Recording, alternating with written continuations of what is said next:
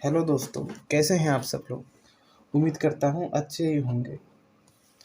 दोस्तों, आप देख रहे हैं टेक्निकल बॉय यूट्यूब चैनल और मैं हूँ आपका दोस्त हरिओम राजपूत। तो दोस्तों, आज के हमारे इस वीडियो का टॉपिक है कि ब्रांच डिवीज़न का यूज़ कैसे करते हैं और ब्रांच डिवीज़न के लेज़र कैसे बनाएं। तो इसके लिए चलो चलते हैं अपनी टैली पर। मैं यहाँ पर एक कंपनी बना लेता हूँ,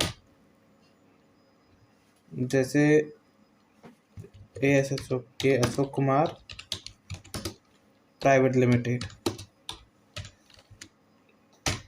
एंटर प्रेस करूँगा। कंट्री लिख लेता हूँ स्टेट, कंट्री इंडिया, स्टेट लिख लेता हूँ उत्तर प्रदेश।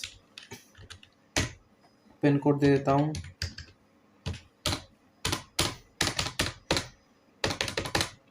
कंपनी को सेव कर देता हूँ। तो वीडियो में आगे बढ़ने से पहले दोस्तों मैं आपको बता देता हूँ कि ब्रांच डिवीज़न होता क्या है। तो दोस्तों, जब एक कंपनी की एक से अधिक ब्रांच हो अलग अलग शहर में, अलग अलग सिटियों में, तो हम एक ब्रांच से दूसरे ब्रांच में जो भी ट्रांजैक्शंस करते हैं तो उन ब्रांच की लेज़र बनती है ना, जो तो वो ब्रांच डिवीज़न ग्रुप के अंदर बनती हैं। जैसे मेरी एक कंपनी है अशोक कुमार प्राइवेट लिमिटेड की, मथुरा की, और मेरी एक ब्रांच आगरा में भी है, एक वृंदावन में भी है, एक कोई अलग शहर में या सिटी या जैसे दिल्ली में है, गाज़ियाबाद में है।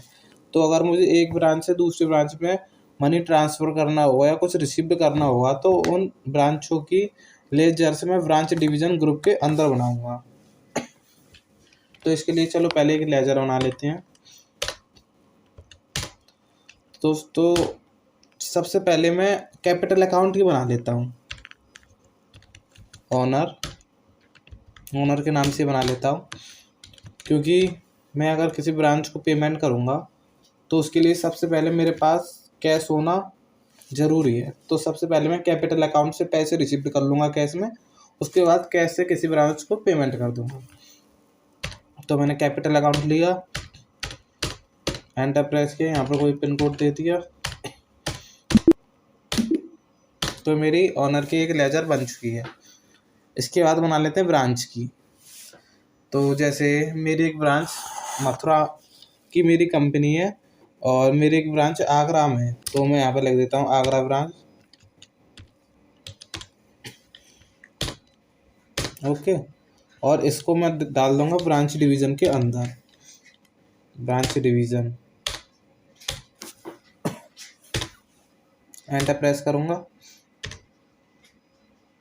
Enter enter enter save. एक लिख देता हूँ मैं दिल्ली ब्रांच।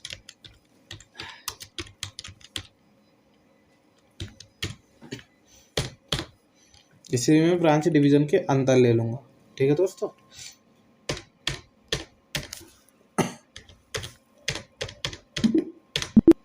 अब जाता हूँ मैं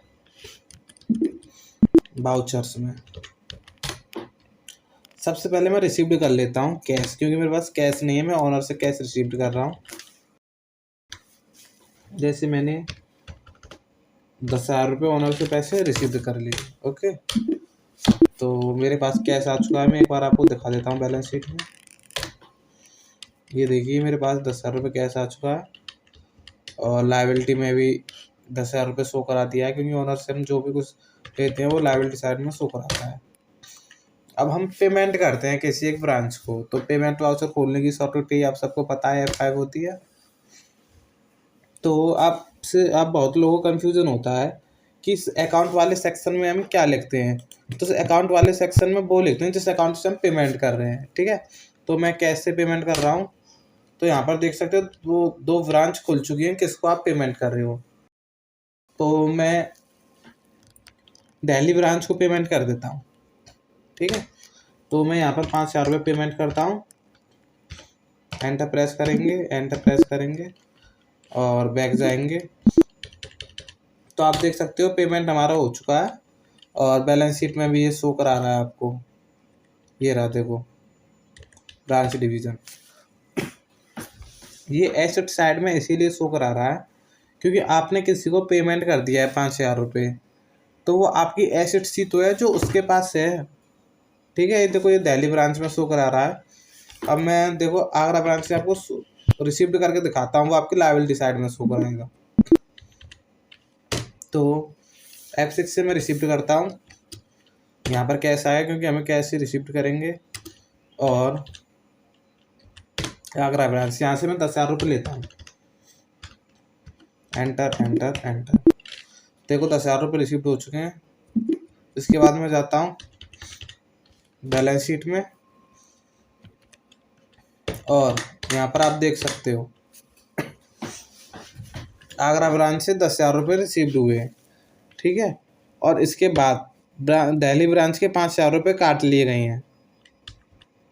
तो ब्रांच डिवीज़न के टोटल 5,000 रुपये बचे हैं। आप यहाँ पर देख सकते हो जो दोनों एक ही ग्रुप के हैं ना, तो आपने आगरा ब्रांच से 10,000 रुपये लिए और आपने दिल्ली ब्रांच को 5,000 रुपये दिए, तो वहीं की वहीं इन्होंने, क्योंकि ये एक ही ग्रुप में पड़ा हुआ था ब्रांच डिवीज़न में, इसीलिए इन्होंने वहीं से वहीं 5,000 रुपये काट लिए हैं। और आप देख सकते हो ब्रांच डिवीज़न में टोटल 5,000 रुपये हैं, ठीक है।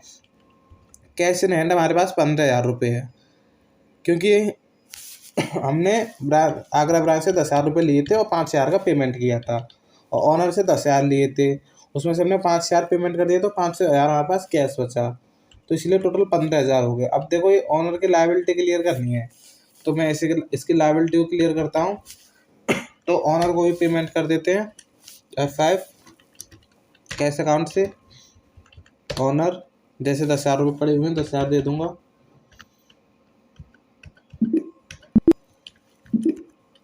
बैलेंस शीट में आएंगे, आप देख सकते हो हमारे पास कोई भी लायबिलिटी नहीं है ऑनर की। कैश इन हैंड में 5,000 रुपये हैं। ब्रांच डिवीज़न में 10,000 रुपये आगरा ब्रांच की है, जो लायबिलिटी है जो हमने उससे ली थी, उसमें से 5,000 रुपये काट के दिखा रहा है कि अगर आप ना दो तो 5,000 रुपये बचेंगे ये वाले। और इन्हें और अच्छी तरह देखना है तो आप यहाँ पर आ सकते हो डिस्प्ले में, और अकाउंट्स बुक में ये ट्रेल बैलेंस में देख सकते हो आगरा ब्रांच के 10,000 रुपये, 5,000 रुपये डेबिट। तो दोस्तों जो डेबिट साइड में शो कराता है वो आपकी एसेट्स होती है, और जो क्रेडिट साइड में शो कराता है वो आपकी लायबिलिटी होती है। तो देखो आगरा ब्रांच से आपने 10,000 रुपये लिए हैं, वो आपकी लायबिलिटी है, वो आपको देने होंगे। और दिल्ली ब्रांच ने आपसे 5,000 रुपये लिए हैं, आपकी एसेट्स है, ये आपको मिलेगी। तो दोस्तों यही होता है काम ब्रांच डिविजन्स का। तो दोस्तों आज की वीडियो यहीं तक। अगर वीडियो अच्छी लगी हो तो वीडियो को लाइक करें, चैनल को सब्सक्राइब करें।